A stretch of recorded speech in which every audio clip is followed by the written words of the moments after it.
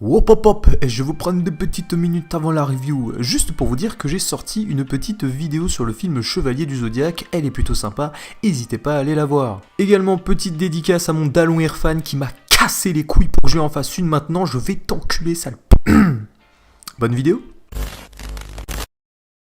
Tout simplement génial, cet épisode m'a fait kiffer. Bon, il y a certaines choses qui sont plutôt étranges, mais ça reste dans le thème de Hell's Paradise. Ça s'implante bien dans le récit, mais c'est plutôt limite. Mesdames et messieurs, bonjour à tous et à toutes et bienvenue pour cette review de l'épisode 11 de Hell's Paradise, générique.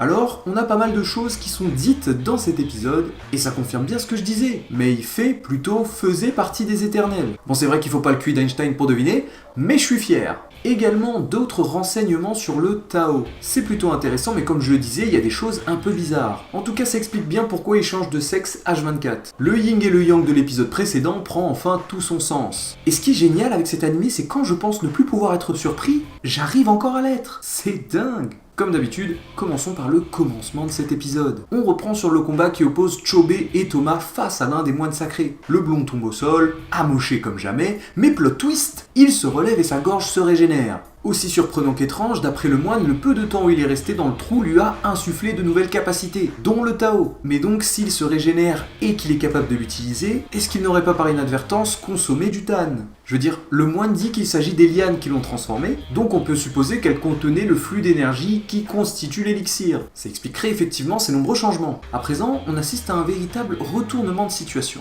Le moine qui avait l'avantage se retrouve maintenant en position de faiblesse, apeuré par la nouvelle force de Chobé. Il le dit lui-même, cet homme est dangereux. Le type se fait casser les bras et se remet tout seul en place, on n'est plus sur le même combattant qu'il y a 2 minutes. Mais au vu de tous ces changements, est-ce qu'il ne serait pas juste en train de se métamorphoser en quelque chose? Le moine lui-même lui dit « Tu ne crains donc pas de perdre ton humanité ». Et là où c'est intéressant, c'est qu'on a affaire à un personnage qui a déjà vu et vécu tous les malheurs du monde depuis gamin. Son humanité, le fait même de croire en l'être humain, a disparu déjà depuis belle lurette. C'est ça qui est bien d'avoir donné un pouvoir risqué comme celui-ci à un personnage comme Chobé. C'est qu'il n'a rien à perdre. Les conséquences, il s'en fiche, ce qui fait de lui un mec inarrêtable. Il y a qu'à voir son background. Son œil droit, c'est lui-même qui se l'est crevé, juste pour montrer à des types qu'il en était capable. De là, le combat s'intensifie. Des échanges de coups bien plus violents ont alors lieu. Et finalement, il avait bel et bien raison. Le nombril s'avère être le point faible de ces créatures a priori. Cela a plus un rapport avec le Tao que le fait que ce soit des plantes, je pense. Seulement, ça devient bizarre. Le type, ses yeux deviennent noirs comme l'éternel qui affrontait Gabimaru. Je pense pas que ce soit un détail laissé au hasard. Par contre, qu'on se le dise, ce pouvoir, c'est le Haki. Ah bah si, Haki de l'armement dans l'épisode 9, et là on vient de voir celui d'observation, manque plus que celui des rois et vous verrez que j'ai raison. Maintenant, le moine sait même plus qu'il a peur. Il se chie dessus. Il concentre son Tao dans son poing, Chobé lui brise la main et reproduit la même chose sous ses yeux. En plus de l'avoir démonté, il lui lâche son meilleur sourire. L'insolence en personne. Et là où on nous confirme que dans le nouveau pouvoir de Chobé il y a un truc pas net, c'est l'étrange illusion que son frère a eue. Ces étranges cicatrices, que sont-elles? Que représentent-elles en réalité? De l'autre côté, l'alliance entre Gabimaru, Tamiya et le bourreau, c'est la même chose. Bagarre, apprentissage du Tao, bagarre, vous avez compris. La petite Mei a beau leur expliquer comment faire, même si c'est pas très clair, il n'y arrive pas. Le Asaemon pendant ce temps-là dissèque des monstres et remarque quelques anomalies biologiques entre certains dieux du foyer qui se ressemblent. Une piste qu'il faudra approfondir dans les prochains épisodes. En même temps, Gabimaru et Tamiya, qui est devenu Captain Crochet, se font des petites blagues, voilà, les gars sont vraiment dans une ambiance tranquille. Jusqu'au moment où le moine qui était proche d'eux se décide à intervenir. Et à partir de là, c'est l'enchaînement de révélations. Le moine se met à appeler Mei votre éminence. On apprend aussi que depuis plusieurs siècles, elle a quitté le palais de Horai, elle fait donc bel et bien partie des éternels. En vrai, c'était un peu cramé. Mais donc, le type, il veut ramener Mei au palais de force parce qu'apparemment, il aurait besoin d'elle. Mais pourquoi?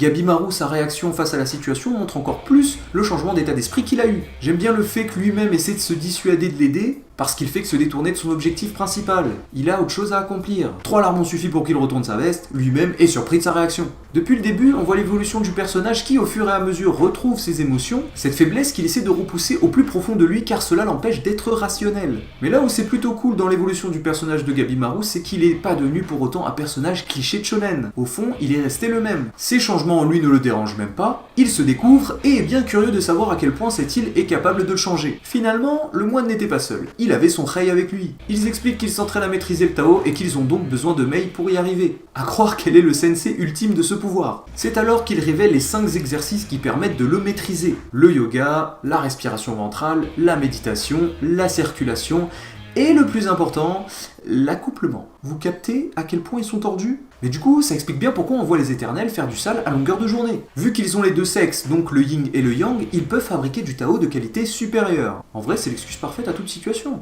Mais non chérie, je t'ai pas trompé, je faisais du Tao avec la voisine, c'est pas la même chose. Donc les moines disent ouvertement qu'ils comptent soulever la petite Mei pour, je cite, devenir plus fort. Et ce concept très limite se rapporte bien à l'univers et n'est pas si étonnant que ça. Il se trouve sur une île qui n'est régie par aucune loi. Tout ce qui s'y trouve n'est soumis à aucune logique. Donc pourquoi eux le seraient? Ça vient te rappeler un peu l'absence de morale de cet endroit quand il s'agit d'obtenir du pouvoir. Les éternels sacrifient des vies humaines pour leur permettre de rester ainsi. Les humains, eux, convoitent cette immortalité et viennent sur l'île pour la trouver, quitte à en envoyer crever. C'est comme ils le disent, un cercle infini, le yin et le yang. Donc Mei, n'ayant que le yin, ce qui faisait d'elle une éternelle défectueuse, a été chassée du palais. Le chef des éternels lui laissa alors deux possibilités. Soit elle mourait, soit elle leur servait de partenaire. Pour lui rappeler son rôle éternellement, le type l'a même marqué d'une cicatrice. Et quand t'entends une chose pareille, t'as qu'une envie, c'est de briser leurs os et boire leur sang. Eh bien, c'est exactement ce que Gabimaru a ressenti. C'était une telle satisfaction de le voir bouillir de rage comme ça face à la situation. C'est le moment qu'on attendait tous, la putain de baston.